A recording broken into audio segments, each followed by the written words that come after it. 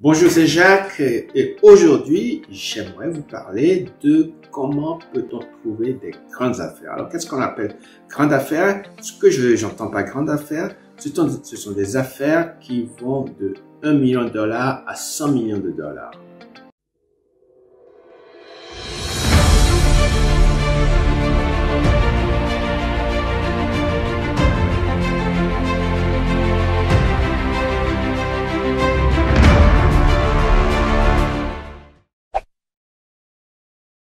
N'hésitez pas à liker la vidéo, et si vous êtes nouveau sur cette chaîne, abonnez-vous et activez la cloche pour ne rater aucune de nos nouvelles vidéos. Dans un exemple sur une vidéo précédente que j'avais montré sur la carrière que mon ami Jean avait achetée, et il est revenu à la maison pratiquement avec 1 million de dollars, eh bien, cette carrière n'était pas à vendre à proprement parler. Vous ne pouvez pas le trouver sur un journal, vous ne pouvez pas trouver un signe de vente pour une carrière à vendre. Le chef de village l'a contacté. Alors, comment est-ce qu'on peut trouver des affaires comme ça? Parce qu'en fait, si vous n'avez pas un vendeur qui est assez motivé, vous ne pouvez pas faire une bonne affaire. Donc, le début, c'est de trouver une affaire que vous pouvez analyser en disant, tiens, ça c'est une affaire qui va dans mes critères, c'est-à-dire que ça me bon travail, et ben c'est mal, le prix d'achat est intéressant, et si je fais ces travaux, eh bien je vais augmenter la valeur de cet investissement de pratiquement 40 à 50%. Eh bien, vous faites ça par des relations. Donc, la première chose à faire, c'est du networking. Ça veut dire qu'il faut faire partie de certains clubs, il faut faire partie de certains milieux. Il faut faire partie de mastermind group.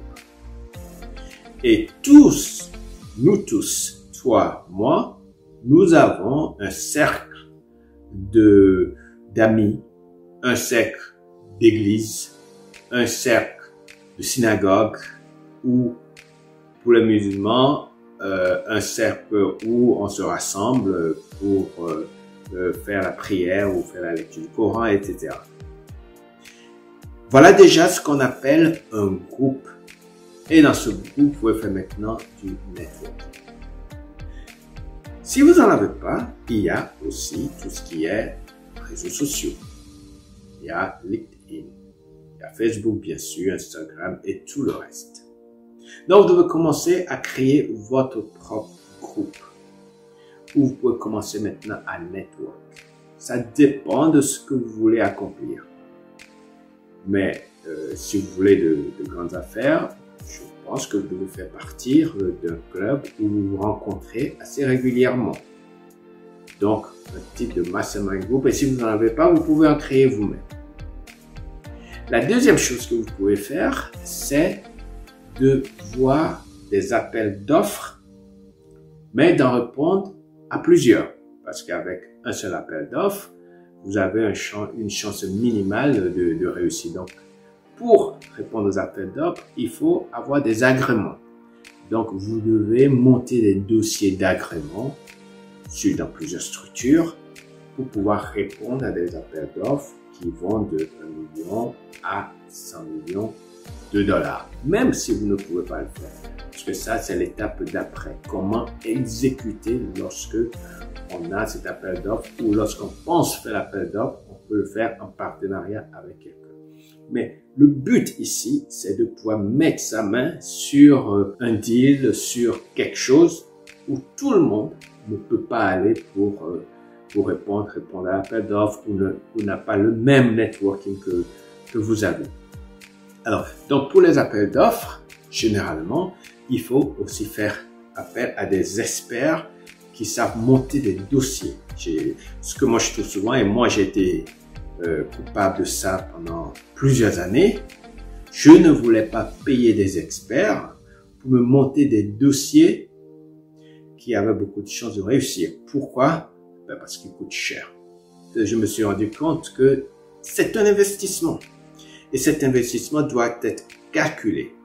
Par exemple, si vous faites 10 appels d'offres et que vous avez un contrat qui vaut, mettons, 1 million de dollars et que vous avez une marge bénéficiaire autour de 30%, 25%, ça fait 250 à 300 000 dollars de profit. Donc, combien vous allez investir pour monter des dossiers pour en arriver là? Peut-être 10% de ça. Donc, si vous avez 30 000, 25 000 et que vous perdez ces 25 000 sans avoir un seul contrat, eh bien, voilà votre risque. Votre risque est limité à cela. Et vous pouvez décider que votre risque est de 5 000 dollars ou que votre risque est de 10 000 dollars. Plus vous pouvez risquer quelque chose, plus vous avez de la chance sur les autres pour réussir. Donc, faire du networking, quelquefois, il faut payer pour faire du networking.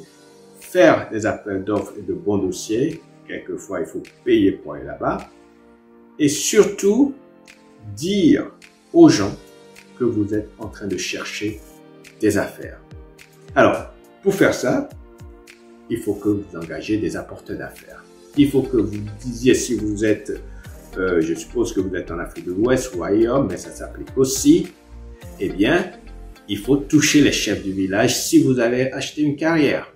Si vous voulez investir dans l'immobilier ou bien vous voulez acheter des terrains, il faut trouver des chefs du village. Si vous voulez trouver des appels d'offres, il faut cibler les grandes sociétés qui sont cotées à la bourse et qui ne peuvent fonctionner que par appel d'offres. Donc, il faut des apporteurs d'affaires pour vous amener ces affaires-là. Vous pouvez aussi mettre des informations, moi je le fais souvent, des informations, des demandes dans les journaux pour dire que je suis en recherche d'affaires.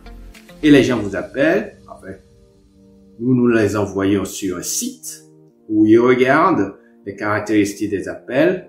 Recherchons des apporteurs d'affaires, nous recherchons des affaires, nous avons de l'argent à investir. Si vous voulez des investissements, nous voulons du partenariat. Donc, plusieurs annonces comme cela.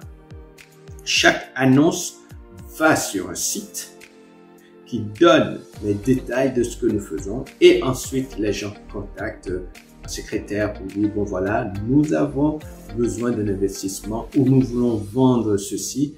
Et à partir de là, eh bien, le contact est noué et puis on commence à parler de comment structurer l'affaire, etc. La clé est celle-ci. Le plus mauvais chiffre en marketing et en business, c'est le chiffre 1. Si vous n'avez qu'une affaire, vous êtes mort. Donc la clé, c'est plusieurs affaires. Une dizaine que vous pouvez éliminer, que vous n'êtes pas coincé sur une seule affaire.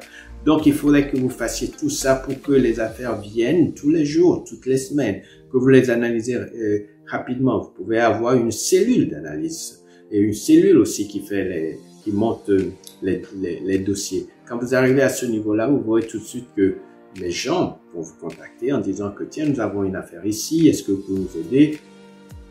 La parole est déliée, tout le monde sait que vous êtes en train de chercher l'affaire. Et c'est comme ça qu'on peut faire les deals dont je vous ai parlé.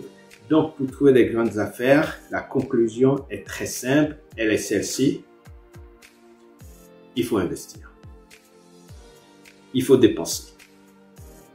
Si vous ne voulez pas dépenser, vous aurez des petites affaires qui sont en dessous de 1 million et vous commencerez comme ça.